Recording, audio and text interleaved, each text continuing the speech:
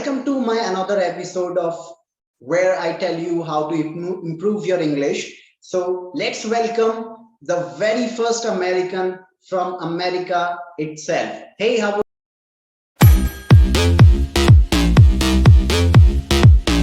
are you, buddy? I'm good, brother. Thank you. How are you? I am. I can't put into words how happy I am right now. So am I. Likewise, brother. Yeah, it's been a long time since we last talked, and I'm really super happy to talk to you. Okay, let's keep everything aside. Let's talk about your country and how do you guys live in America? Actually, as I've already told you, I've been here not for a long time. I've been here since 7 months, so I'm still trying to fit into the American culture, trying to learn more about like how things work around here, and also the most important thing is the English language, the phrases the American use, and like everything. Just Yeah, we still are gonna trying to talk fit. about we are gonna talk about that as well, Mhm. since it is all about languages. The Uh-huh. interview, I mean. Yeah, right. And yeah, language is the key here. Like you have to learn. There's like the sky is the limit. So Yeah. Yeah, I have known you for a very long time. I mean, before you not were in America, so uh-huh. I know it's a challenge. It's a very difficult task to be able to understand by Americans and to be able to talk to them. So how do you Right. manage to talk to them? I know you are very pro at English. So do you still find it difficult to talk to them? Yes, sometimes if I have to explain the thing that I might not be familiar with, in that regard, I have to struggle to find the right word to explain, correct them. So sometimes, yeah, at times I have to struggle to be able to put my thoughts clearly and concisely, so as for them to comprehend what I am trying to say. Congratulations for your marriage. Your every ceremony, every function was in America. So Right. how it felt? Yeah, actually, I always imagine, like whenever it comes to wedding, I always imagine that would take place in my home country, Nepal. But since I was here and I've been like, I've been in love with my girl for the past 3 or 4 years, and then I Yeah. came here. So the plus part is like the plus point is that my family were here: my dad, mom, my sister, my brother-in-law, and everyone. So I didn't even miss my home, not even a bit. So it was extraordinary experience to be able to get married in a country that is not yours. Yeah, I And mean, yeah, you like everything. Everything is new to you. So right. tell me, let me ask you one question. Had your family been living here before you came to America? Actually, they were like traveling, like they were here for like 3 4 months, and they went back to Nepal, stayed there for a year or two, and then they were like that sort of you know things kept happening ever since they first came here in America back in 2015 to be with my sister. Mhm. So yeah, They that's came or how you it came? went. They came first. Yeah, they Okay. started they started visiting America since 2016, if my memory serves correctly. Oh, great. So let me ask you some questions from my viewers. They are really excited to, watch this video. I Uh-huh. have already told so many people that I'm gonna, interview an American, So these questions are from my viewers. So as an American, as an English speaker of English, what do you think is the best and fastest way for a foreigner like me to improve English? What? Sorry, say that again. I'm the question. I didn't get Okay, it as an correctly. American and as an speaker of English, what do you Mhm. think is the best and fastest way for non-native people to improve English? I mean, the English language. There might be like a lot of best ways, but there is no fastest way. There's no shortcut. The only um, thing you have to do is you have to have this relentless determination to be able to improve every single day. There is like nothing's going to change overnight. You have to be able to dedicate your time and cultivate the habit of sticking with the routine. Yeah. So yeah, that's the key, I guess. I mean, for the past 4 years, I've been working day in and day out, watching all these American TV series, reading all the Yeah, yeah. novels, I and mean, listening to let me ask you, politicians. do you watch? I mean, I don't know. Like you don't know about me how we watch. I only watch a show American movies. I get to only watch American movies and shows on Netflix. So, Uh-huh. I mean, we may not have those shows and movies what you watch in America. I mean, do you Uh-huh. also watch on Netflix or do you have any other platform to watch? I just watch everything.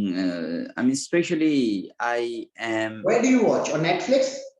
Uh, I'm not into movies or TV series these days, but in my earlier days, while I was so obsessed with the American English, I watched through Netflix. Right, Netflix was my medium to be able to,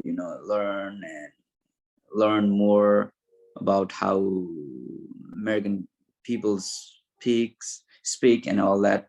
But these days, Oh, I am uh, intrigued more by the political news. I watch CNN and CBS, MSNBC, and I read speaking New of York Times. speaking of political, like you said, do you speak formally or informally in casual conversations?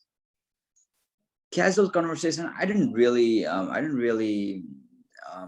think it through like for a long time. I just speak off the top of my head, just speak off the cuff. Like sometimes I might be What do like you mean by that phrase? super. I don't know. I mean, off the cuff means like without even thinking through for a lot of time, like That's sometimes. what that's what makes you an American. We don't use that phrase here. Yeah, I'm trying to fit in. I'm trying to fit in. Yeah, like I have a few more questions. Should an English learner concentrate on enhancing their accent as much as fluency? um, I guess, yeah, when I first started um, speaking English in a way that I want to achieve more in this realm, I was so obsessed with the accent rather than the fluency. But I've Mhm. come to a point of realization that accent is not everything. Yeah, you should You be have able to be, to you should be yeah, you able should to be able to convey. speak. Yeah, you have to be more concise, you have to be more clear, Yeah, and you have to be fluent. Yeah, you can be fluent. That is yeah. a plus point, but I didn't really recommend to anyone watching this video that accent is everything. Okay. Furthermore, tell us about the advantages of adapting American accent. Um, it will be easier for you to fit in. People will understand you more. People will sort of try to feel you. For example, you live in India and some foreigner came there and trying like super hard to be able to speak more like an Indian, then you sort of welcome them in a way that you know what I mean to say. Yeah, Yeah, yeah, you are in their country and you're you trying feel so hard more to speak the way connected. they are speaking. Sorry, what was that? You feel more connected. Yeah, you feel the connection. And Yeah. yeah, I guess there are like very few factor that will help you more to be able to familiarize with American if you cultivate the habit of speaking in their accent, but it's not everything. It's not everything. Yeah, yeah. I mean, like you said, you can learn the accent, but it's not necessary Right. unless It's you not are necessary. unless you are able to convey what you are gonna say, Right. Right. right? Right. Accent isn't imperative. It's not important. Yeah, It doesn't amount so much. It is. It might be the plus point in some aspect, but it's not everything. It's everything. not what you have to, aim for. You have to aim for being more precise, being more clear, um, so that you can be heard. You look like an American dude. You're so fair. You are an American. I think everybody who is living in America is considered is deemed an American. You are married right there. You're gonna get sooner or later the citizenship, right? Right, right. Yeah, I'm gonna get citizenship, but I always would like to say that I'm a proud Nepali. That's it, bro. So am I, dude. So tell Mm. me one thing. How many places you have been in America so far since you So went there? far, actually, I came here 7 months ago, Hmm? and there are not really much of the place I've been to so far, but there are like few. I went to New York. Oh, New York. I Yeah, I stayed there for like couple nights, It's and one then of my dream places in the world. yeah, but it's not as amazing as it is described on Yeah, media. I show in movies. Right, in movies, or wherever you have seen it virtually. And I went to Ohio. I'm here in Pittsburgh right now. It lies in Pennsylvania state. And I went to Florida like a few weeks ago. Florida. Oh, Yeah, because I didn't go I there think that's to where visit. most of the farmers live. Florida, right? Am I right? I don't know. Maybe you might be right. I don't know. I went there. I didn't went there to visit, but I had like connecting flight, and I had to Oh. like lay over there for like 7 hours. So we just went out, had some nice meal I mean, outside. let me ask you a real quick question. I have heard that the West people in US are considered the most educated people in the US. Uh, the people who are living in the West. Yeah, I mean, I don't know about the stat, but I don't know about the statistics. They might be. yeah, I They also might be. don't know since I have never been there. Hmm. Yeah. All right. Yeah. So, They might. I mean, how it feels living in a country considered the most developed, most successful, and the greatest. Mhm. Yeah, it feels good. It feels good. But whenever you have to go to work, you have to study and everything, you forget about everything, like you're in the best place in the world. You only think about yourself, like how tough your life is, things like that.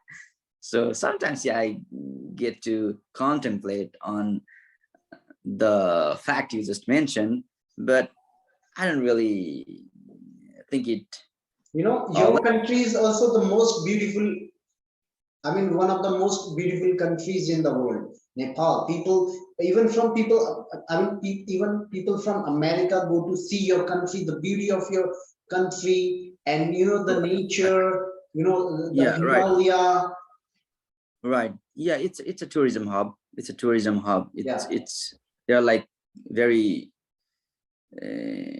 much like there are so many places you can go there and feel really connected with the nature, like Himalaya you just mentioned, and there this place named Pokhara and the Kathmandu as well.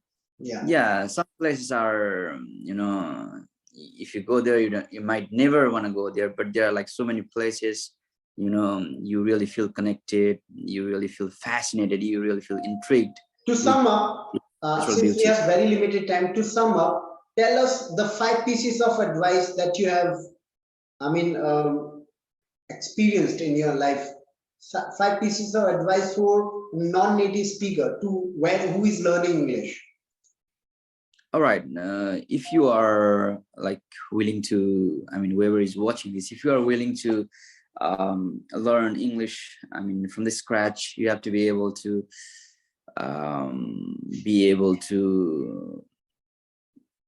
have an enormous amount of determination and motivation. They are like, they have to be like someone who is willing to help you guide through the process. There should be someone who is